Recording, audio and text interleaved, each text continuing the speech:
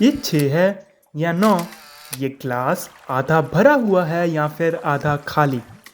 कोई नहीं जानता, बट शायद तुम्हारा 6 मेरा 9 हो सकता है और तुम्हारा 9 मेरा 6। इसे ही असली अंडरस्टैंडिंग या फिर कंपैशन कहते हैं, या फिर if I were to put this in words, this is called looking in other person shoe और पर्सपेक्टिव। तारे ज़मीन पर भी इसी एसेंस को कैप्चर करने की कोशिश करती है with a very simple yet effective story line of a student and teacher. और इस मूवी को तुम बिना रोए देख ही नहीं सकते। तो इसीलिए आज की इस वीडियो का डिस्कशन हम स्टार्ट करेंगे हमारे कल्चर से, हमारे एसेंस से, गुरु शिष्य की परंपरा से। कबीर जी कहते हैं ना, गुरु गोबिंद दोए खड़े, काके लागू पाए, बलिहारी गुरु आपने गोबिंद दियो बताए। तो डॉक्टर पॉल एकमैन नाम के एक बंदे ने, एक साइकोलॉजिस्ट ने बड़ी ही एक्सटेंसिव रिसर्च करी, अपनी सारी जिंदगी डेडिकेट कर दी to understand human emotions and their micro expression on what they want to express. और इस स्टडी से क्या निकला ना कि compassion is a fundamental emotion that transcends cultural boundaries. मतलब कि अगर तुम किसी व्यक्ति के टुवर्ड्स कंपैशन शो करते हो तो वो किसी भी धर्म, किसी भी जाति, किसी भी कल्चरल बाउंड्री से हटके एक अलग लेवल पे चले जाता है।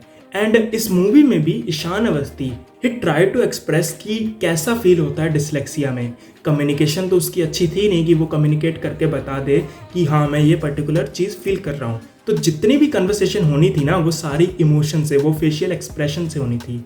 And the unfortunate part is Nikumbh के अलावा किसी ने उसे समझा ही नहीं। प्रॉब्लम उसका रवैया, और क्या। पढ़ाई की तरफ, हर चीज की तरफ हमेशा बदमाशी, तेवर ही तेवर, कभी कोई बात ही नहीं सुनेगा। मैं आपसे उसका प्रॉब्लम पूछ रहा हूँ, आप मुझे सिम्टम बता रहे हैं। आप बता रहे हैं बच्चे को बुखार है, वो मुझे मालूम है। मैं पूछ रहा हूँ बच्चे को बुखार क्यों है, वजह क्या है बुखार की। एंड यही हमारे कल्चर की परंपरा है। गुरुकुल का जो कॉन्सेप्ट है ना, जो कि हमारे कल्चर में रूटेड था बिफोर द ब्रिटिश एरा, वो यही सिखाता था, नॉलेज विद इंडिविजुअलिटी। बट आजकल क्या हो रहा है, नॉलेज आगे बढ़ता जा रहा है, बट कहीं ना कहीं इंडिविजुअलिटी पीछे रह चुकी है। हर चीज़ का ओवर जनरलाइजेशन हो चुका है। हर चीज़ सेम है। मेंटल इलनेस का मतलब सिर्फ बीमार होना है, LGBTQ+ का मतलब सिर्फ गे है, मुस्लिम का मतलब सिर्फ टेररिस्ट है, और एजुकेशन का मतलब सिर्फ मार्क्स। ऐसे में आर्टिस्टिक एक्सप्रेशन जो होता है, क्यूरियोसिटी, क्रिएटिविटी, ये सब चीज़ें दबती जाती हैं। ये मूवी तारे ज़मीन पर इसी आर्टिस्टिक एक्सप्रेशन को बाहर लाने की कोशिश करती है from a person who cannot express his emotions verbally. And इसीलिए for me this movie was journey to explore myself, my inner fears and insecurities and what not. Javed sahab कहते हैं ना कि poetry is a felt thought and that applies to any other art form.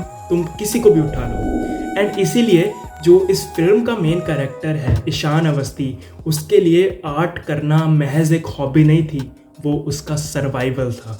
उसके लिए सारी दुनिया की परेशानियों, स्पेशली जो रोज़मर्रा के वो काम नहीं कर पाता, उसके साथ डील करने के लिए कोपिंग मैकेनिज्म था, जहाँ पे वो आर्ट के थ्रू एक्सप्रेस कर सकता था कि वो क्या फील कर रहा है। अब मेरी इतनी गाथा सुन के तुम्हें लग रहा होगा ना कि हाँ यार, इस मूवी ने तो खतरनाक इम्पैक्ट डाल दिया होगा हमारे कल्चर के ऊपर। लोगों का दिमाग हिल गया होगा जब ये मूवी आई होगी कि हाँ यार, हम तो गलत सोचते रहते थे। It is about individuality, it is about perspective, it is about compassion.